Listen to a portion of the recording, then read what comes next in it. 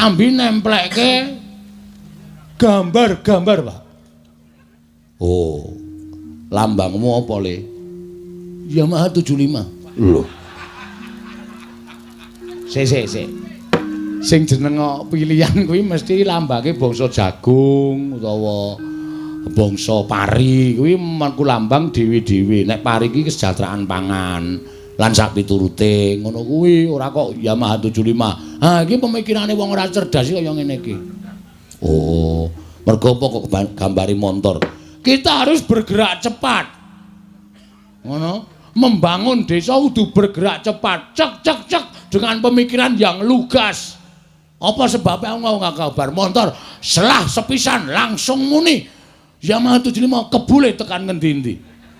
Tegese ana sasmintaning sun jagat wasisaning Ubatara. Semir pancen kurang ajar tenan usah siji ya. Bapakne raya-raya tekan kene kok le nyeluk Semir. Mbok yo Bapak Semar. Bapak Semar. Wilujeng Pak rawuhipun. Wong tuwa dibasani karo anak ki rasane ning ati kaya disiram tirta wayu sewindu. Rung adus wae, Pak.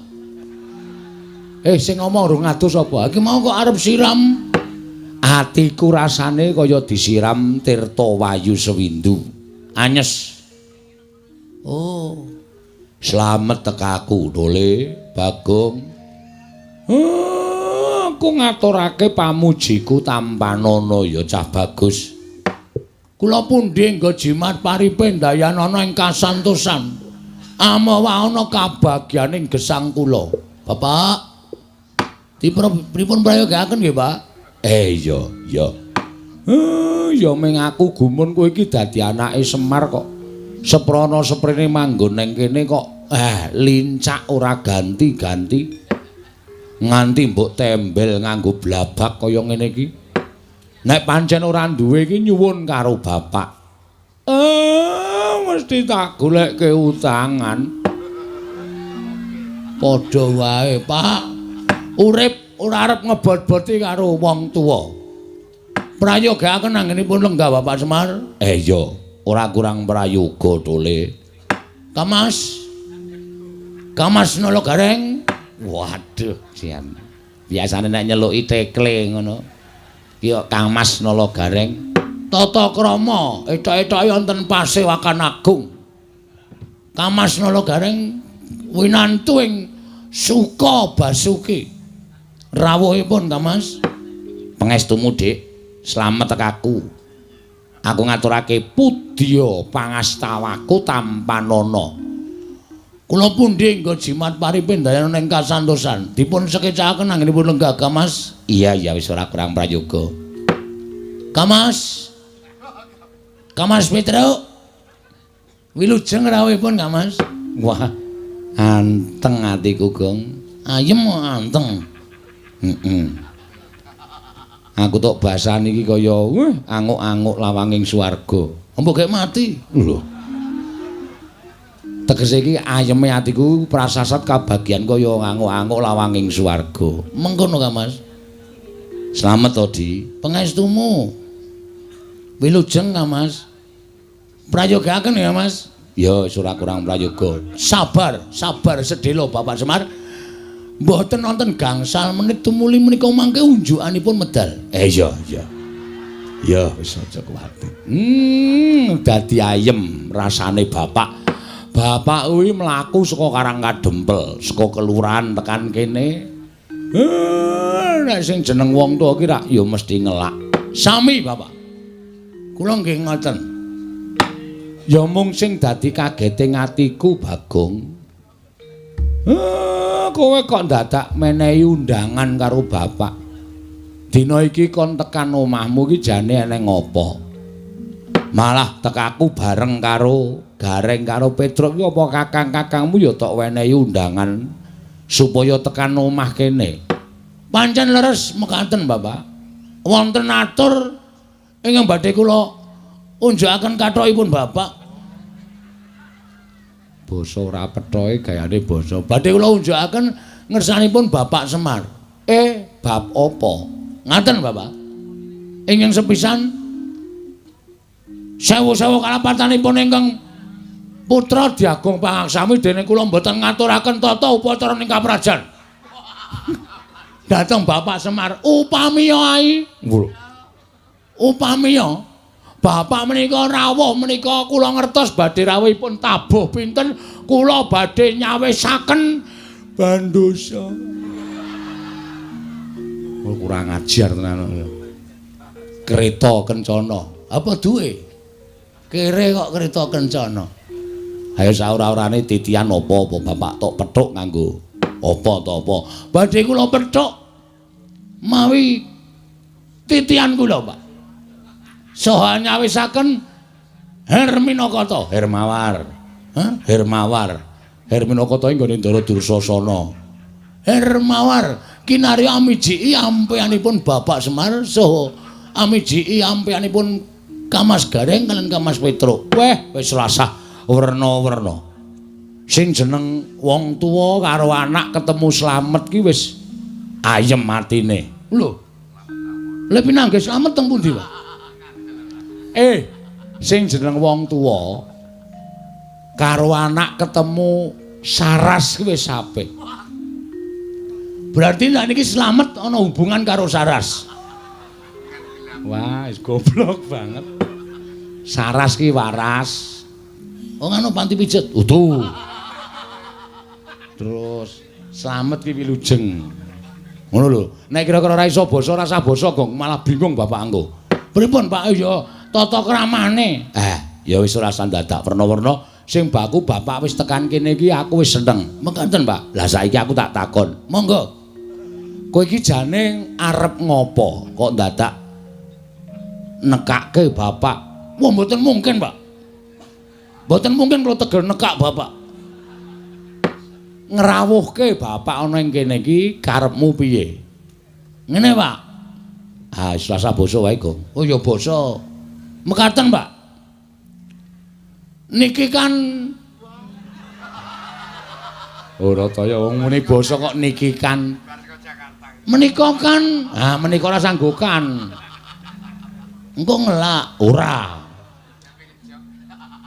Menika kok ping pindho? Sagedagan menika ya apik. Titi wanci menika, Pak. Menapa to sebabipun dene kula ngawontenaken pepanggihan keluarga. Keluarga ageng Bapak Semar Badranaya. Kula caosi prisa, Pak. Niki kan pun meh habis masa bakti kula.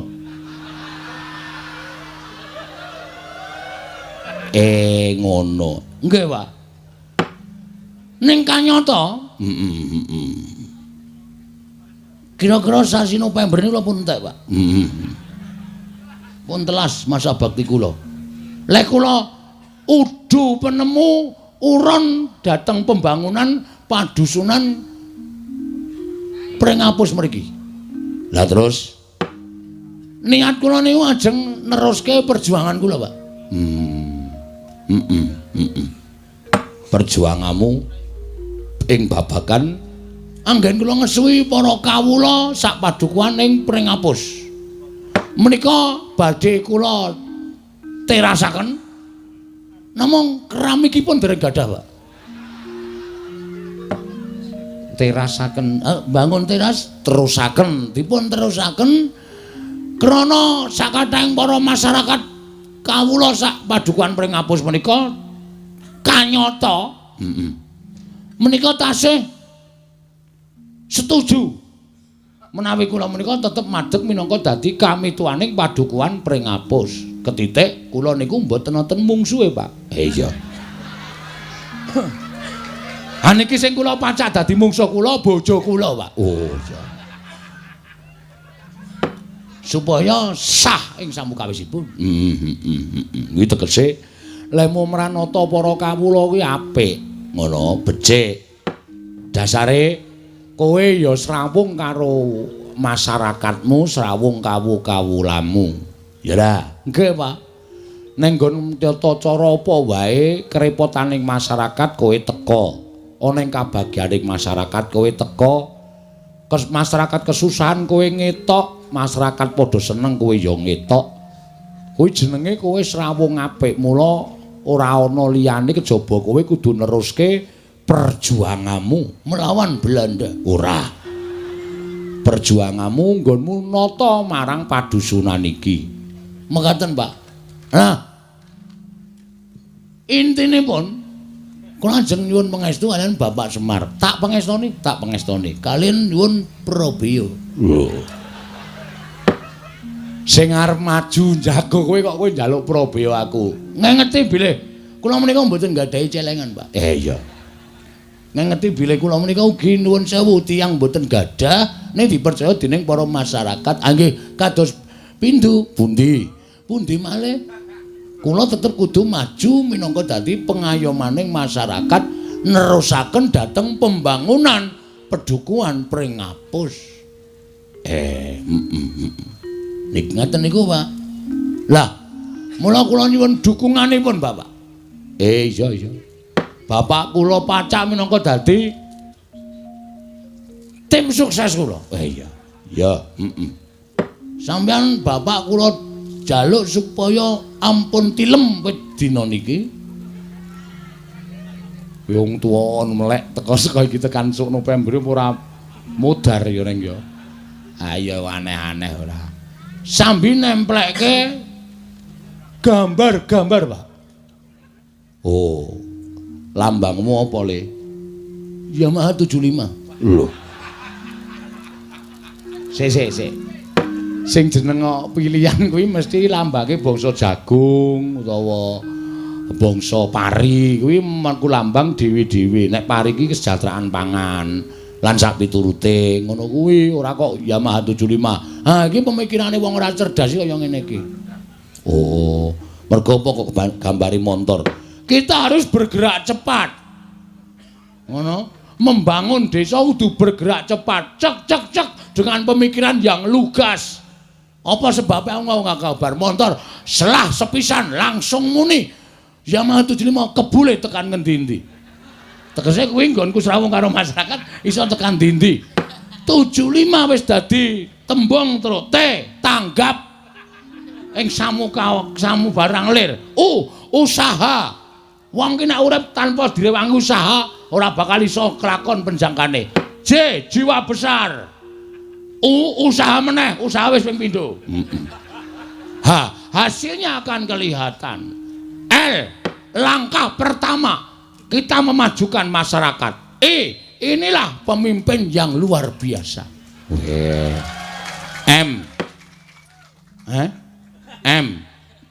Pray. Loh, pray piye maksude?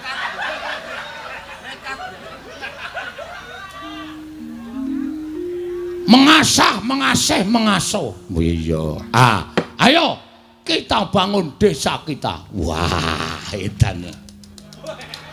Kowe ngapa, Emir? Tangane kaya ngepleki dara ngene. Ngepleki dara ora. Bapak ki seneng karo semboyanmu ki seneng. Ngono. Dadi iki ora bain-bain, Pak. Mula aku ndek niat bangun desa. Nek ya kuwi apa sing tak lakoni bangun desa kuwi bukan hal lahiriah. Yang artinya iki lagune Roma Irama. Oh, Ndeng. Sing tegese, kuwi ora sing tak bangun ki bangsa papan sing magrong-magrong. Terus bangun intimidasi. Lho.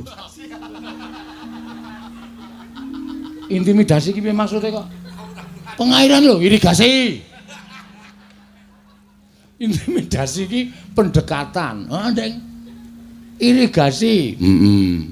Ora bangun perkara kuwi. Ning sing tak bangun kuwi lah batiniah, Pak. Batiniah. Bapak paham ora kata-kataku? Paham. Mergo Bapak nun sewu SDM-e rendah. Iya. Dadi aku nek dadi pengareping dusun ki SDM tinggi ki nek omongan SDM rendah ki ora nyambung. Nyambung aku ngerti. Karepmu bangun batine para kawula. Bangun batine para kawula merga pembangunan lahir itu bisa terwujud karena batin sing wis padha manunggal nyawiji dadi siji. Ngono lho. Rukun, tentrem, gotong royong, manunggal, nek susah ayo do gruduk marani kabeh, nek bunga ya ora dhewe gruduk marani kabeh. Kuwi mujudake ati sing manunggal. Nek atine manunggal, wong sak padusunan ki sayek, sayeka apa to? Praja, sayek sayeka praya manunggalake batin, pembangunan lahir bisa terwujud. Bener kok. Wah, seneng aku jan. Teka aku mrene iki tak kira nek ora ana rembug apa biasane kuwi nek ngundang kakang niki mengan ngilih dhuwit. Akhire mengko nang kono, Tru. Oh. Iki lagi omong-omongan kok cilaka iki. Aku wis omong sik. Ngono lho. Ya, apik. Terus piye, Gong? Ayo kuwi mau. Mula iki aku arep bangun batine kawula sak padusunan. Carane kabeh kudu tak klumpukake. Setiap saat tak tekankan. Bahwa ya nek kita itu satu negara. Ya. Sak negara. Awak dhewe kudu urip mansinamatan. Entuke apa ta wong congkrah? Ha ta, Pak? Dusunku iki upama ana congkrah, wis kecekel wonge, Pak. Weh, sapa sing marai sebabe? Aku. Kok malah kowe dhewe iki? Ning saiki wis tak suda. Iya.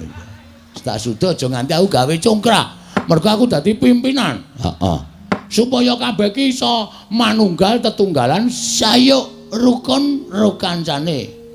Ya Mas wijarane. Tekan nyinden barang malah. Ngono lho, Pak. Iya.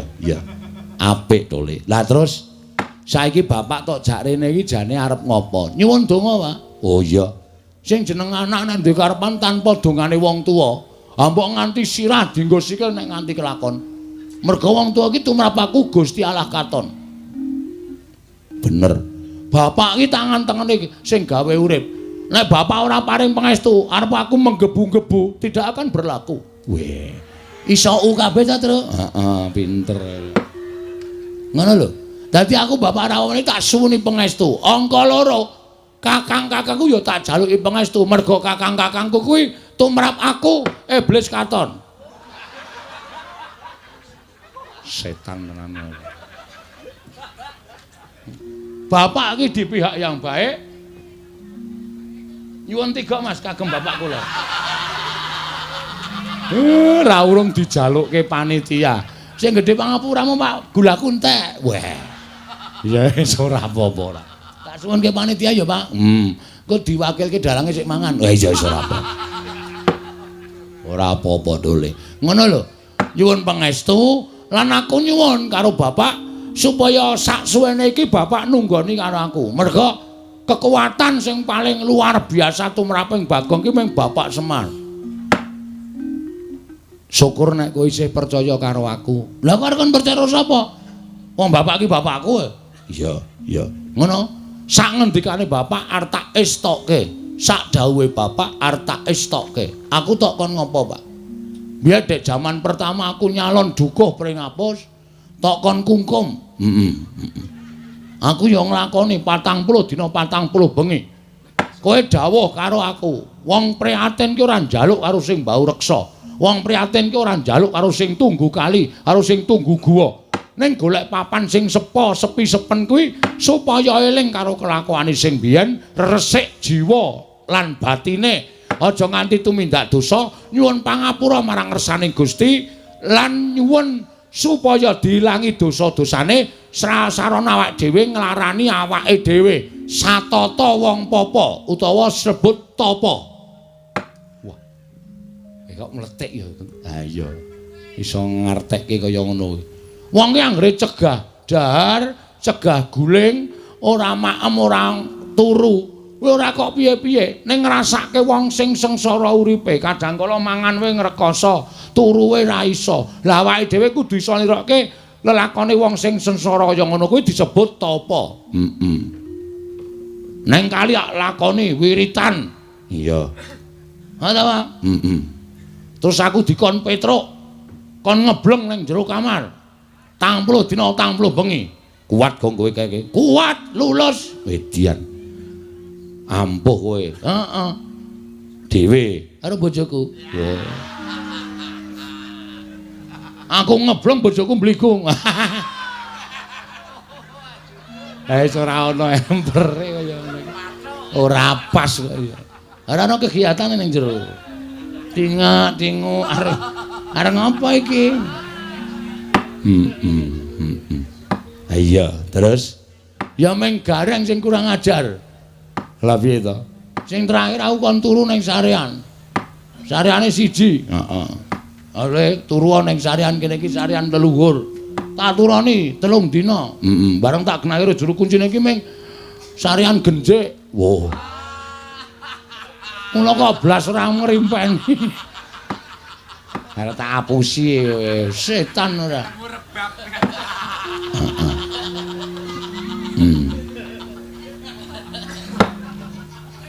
Ning aku nganu, Pak. Piye? Aku jane ya arep matur karo bapak. Arep matur apa? Sasuwene aku ki entuk mandat saka rakyat. Nek pancen aku ki arep kepilih meneh mergo aku ora ndek mungsuh. Iya. Iki ana sasmitaning dewa, Pak. Sasmita dewa sing tok tampa, metu marganing pasumpenan. Siji, aku iso kelakon yen aku kudu disarati dusunku iki kudu dipendhemi utawa ditumbali pelem pertangga jiwa. Kuwi jane endi to Pak golek? Karo Jambu Dipa Nirmala. Sing angka 2 ana dewa sing menehi sasmita. Bagong nek kowe kepilih meneh, sok nek syukuran kudu wayangan meneh. Ki masyarakate do guyu to? Setuju to? Provokator kuwi jenenge. Konjur sing ditanding kok masyarakate. Amen ra apa-apa nek ora ngono ndak ora sida. Iya. Ha kowe pertangga jiwa Jambu Dipa Nirmala iki jane sapa to, Pak? Ya ora bab sing gampang. Ning kuwi bab sing angel sebab kuwi ora ana tukule ning jagat. Lho. Tukule nang ndi, Pak? Malam pertangga, rasa nganggo, ta? Marai arep watok aku iki. Semar iki pancen ngene iki. Ngandel ora? Sing jeneng. Kok jeleng ora? Semar iki ya entuk kleru. Wong MC-ne mau ya kleru. Harmoni mugi-mugi kok mugi-mudi. Mergo ketrikel lilate. Nah, mesti kleru mugi-mudi. Wis kebacut seru. Ha iya.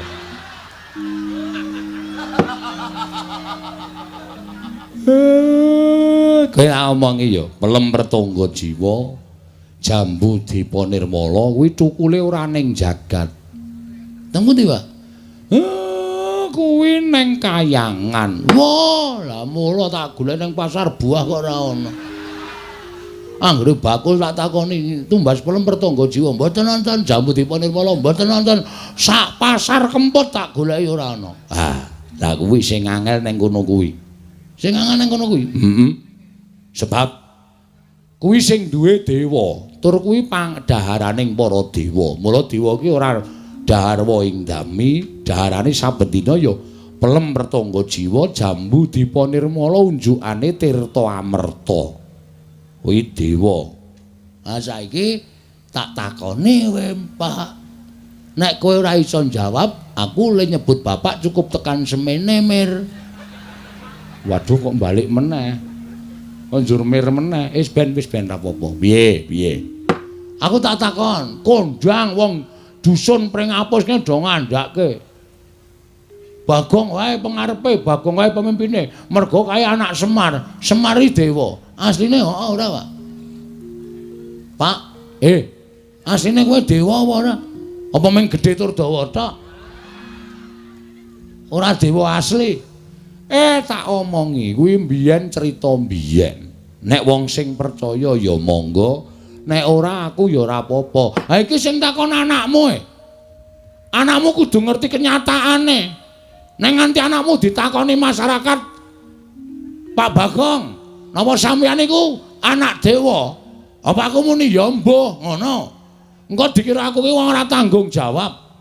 Ora iso menehi wangsulan sing iso gawe marem para kawulaku. Nek hoo ya Pak. Nek ora ya ora. Kuwi mbiyen. Mbiyen kapan? Terus saiki kowe isih dewa apa udu? Biyen ala gareng pun sampean mang jujur mawon, Pak. Mungkin ndak malah Bagong muring-muring pun. Sampean ngerti watake Bagong dingendikake mawon. Nek blegere pancen Semar ning sing lenggah eneng kene wedan. Oh berarti sok nguntal kursi ya, Pak. Kok eneng sing lenggah nang kene iki? Kusike to cah bagus. Sing lenggah ning singasana Adi. Kuwi Sang Hyang Ismaya. Ismaya iki apa? Ismaya kuwi kakangne Bathara Guru. Berarti bener. Kawula nek do omong Bagong ki aja sepelek karo wong kaya ngono kae cah pinter ming ora ketok mergo kae anak dewa, anake Sang Hyang Ismaya sing menjalma dadi titah swanta. Wah, seneng aku, Pak. Dadi ternyata asli to, Pak. Aku lagi ngerti mbuktekke nyatake matur dhewe karo bapak ya bengi iki lho, Pak. Iya, pancen bener. Ning kuwi rak wis mangabad-abad kepungkur. Nek aku dunekke dewa aku moh wong jejerku ki mung menungsa. Aku moh nek dunekke dewa. Ning sampean asline tetep dewa. Ya dewa ning dewa sing kon mudhun ana ing jagat dadi titah swanta. Kok iso? Nek kowe upama urip ning kayangan rak aku barang ki melu sugih to, Pak. Ora kere kaya ngene. Siji pesti loro jodoh telu tibaning wahyu kuwi sing ngatur sing kuwasa. Pestine Semar kudu urip ning donya. Nek jane aku ya ora karep ning gandeng wis dipesthekke ya wis kepiye meneh. Sebabe apa to, Pak? Nek tak critake engko ndak dawa. Ora apa-apa. Santai wae to. Biyen aku kuwi kakangne Bathara Guru, bapak kuwi Sang Hyang Tunggal. Ora ndek dulur, ora. Sang Hyang Tunggal ki nalika semana garwane nglairake wujude endhog. Waduh. Endhog? Banyak apa bebek?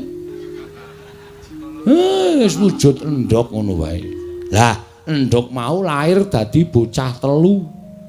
Kulite dadi Tejamaya, putihane dadi Ismaya, kuningane dadi Manikmaya. Wong telu kuwi sing paling ora rukun dhewe ming si Manikmaya. Sing ragil senengane meri karo kakang-kakangne Ismaya ro Tejamaya. Nganti sawijining dina aku kuwi lagi regejegan karo Kakang Tejamaya. Istilahe gelut. Masalahe rasa takon perkarane. Kalodhangan kuwi digunakake karo si Manikmaya nggo wadul karo bapakne Sang Hyang Tunggal, Rama. Kakang Ismaya, Kakang Tejamaya sami Pancabakah, sami peperangan. Amargi sami rebat kepingin dados dewaning para dewa. Ning jane ora, ning merga Manikmaya kuwi sing jane kepingin dadi dewa. Terus aku didakwa kaya ngono karo si Manikmaya. Rama Pukulun duka. Wedane. Apa ya critane? Terus Rama Pukulun duka didangu Tejamaya, Ismaya kok ngono pakartimu kok kepingin nyahak nanging wong tuwa. Tejamaya nek kowe iso nguntal gunung pagering jagat sisih kulon tak dadekke dewa. Ismaya nek kowe iso nguntal pagering gunung jagat sisih wetan kowe tak dadekke dewa. Pak Demu Tejamaya cangkeme nganti dijembar-jembarke nganti suwek. Mula cangkeme togok kakangku kae kepleh-kepleh. Dadi rusak awake. Aku nganggo igo. Gunung mau tak serot. Sawetara sapirangan mlebu ning wetengku, mula wetengku jembling kaya ngene iki. Isine gunung. Separuhe ora ana, gragas. Aku ngonceki critamu mau ana bab sing apik sing tak cekeli, Pak. Piye? Sing jeneng wong di gegayuhan kuwi nek ora ngukur karo kekuatane kuwi mesti ngrusak karo ragane, ngrusak karo batine dhewe. Ya kuwi bapak kuwi. Iya, mula aku keluputan terus didukke ning jagat kene. Lah saiki ngene, Pak. Piye? Aku nek njaluk tulung piye, Pak? Njaluk tulung apa? Gandeng bapak ki wis tepung karo wong kayangan. Bapak ki wis apal karo panitia kayangan. Terus bapakmu gawe ning kayangan nyuwuna pelem pertangga jiwa jambu dipa nirmala. Lah. Iki piye iki? Gelem ora? Kowe nyetujoni aku dadi pimpinan meneh ora? Nek sampean ora gelem, berarti sampean arep menjatuhkan aku di depan masyarakatku. Itu menghina. Mangino. Tegese aku wis tok elek-elek. Nek bapak iso nggayo, berarti bapak kuwi pancen lahir batin nggone mbantu karo anakmu Bagong. Ngono wae. Lho gareng piye iki? Monggo kersane bapak pripun? Petruk piye? Kula ya ora ngerti. Pun rasa taren-taren. Gek cekat-cekat menyang iki ana uang transport 20.000. 20.000 tekan Kendikong, tekan Kayangan kok 20.000. Pripun, Pak? Nek upama aku rasa munggah ning Kayangan piye? Lah terus adikku guruwe tak undange mrene. Weh lah iki ngetoke keterampilan kesektene bapak. Coba guru kon mrene ning aja sak murite lho nak ngebabaki. Gurune tok wae. Iya. Gurune tok. Engko ndak ngebabaki aku malah kewan le nyuguh aku. Iya. Tak matek aji ya Bagong matek aji pameling. Bathara guru men tekan ana ing kene. Kowe matura dhewe sak karepmu. Entuk karo orane ya sak karepmu, aku ming sak derma nglantarake. Nggih, Pak, ngestoke dawuh.